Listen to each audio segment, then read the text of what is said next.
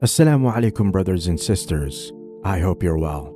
As the opinion of the world is changing regarding their viewpoint of the Israeli-Palestinian war, and ordinary people all around the world, including thousands of Jews, are hitting the streets of their countries to show their support and solidarity for the people of Palestine, the world leaders are still adamant on showing their unwavering support for the state of Israel. It was apparent that all these superpowers, namely the US, the UK, and the EU, are being controlled and directed by the state of Israel. But even if they're supporting Israel openly, the protests and company bans done by ordinary people are definitely putting pressure on them to some extent. Now, on Monday, the French foreign minister announced that France would be implementing measures against Israeli settlers involved in attacks on Palestinians in the occupied West Bank. This decision comes in the wake of the minister's meeting with Palestinian farmers in Ramallah the previous day, who had been subjected to attacks in recent weeks. Catherine Colonna, Minister of Europe and Foreign Affairs, conveyed at a joint press conference with her British counterpart David Cameron following her visit to Israel and the West Bank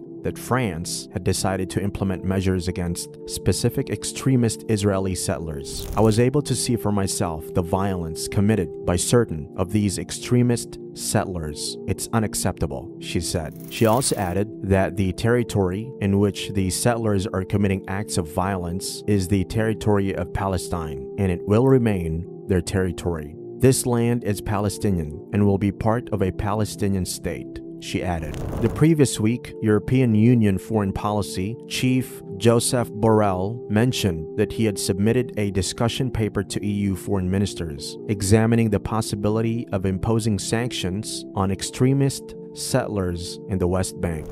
This decision taken by France comes after similar rulings were recently declared by both the United Kingdom and the United States, which prohibit extremist Jewish settlers involved in a series of recent attacks on Palestinians in the West Bank. According to UN statistics, incidents of settler attacks have more than doubled since October 7, along with the subsequent offensive in the Gaza Strip. Immediately after the October 7, the far-right security minister Itamar Ben-Gvir personally distributed weapons to unauthorized Israeli settlers in the occupied West Bank. Ben-Gvir, who is a settler himself, declared that his ministry had procured 10,000 rifles to equip settler militias. Referring to these militias as security teams, he outlined plans for their deployment around Israel's borders and the illicit settlements in the occupied West Bank. If this is the mindset and actions of the so-called security minister, then what else can we expect? What the Palestinians are facing in the narrow strip of Gaza is unthinkable, but the plight of the Palestinians in the West Bank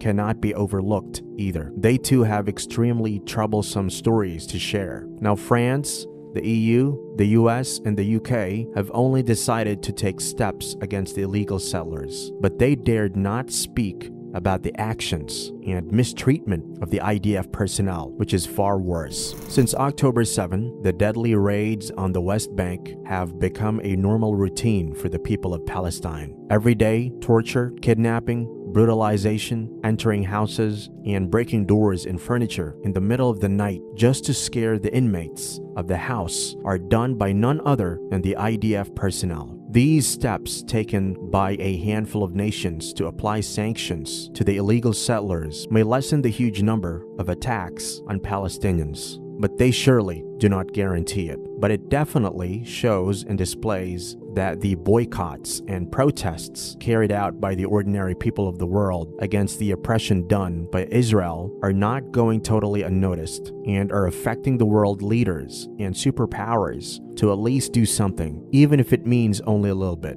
May Allah help and safeguard our brothers and sisters in Palestine. Ameen.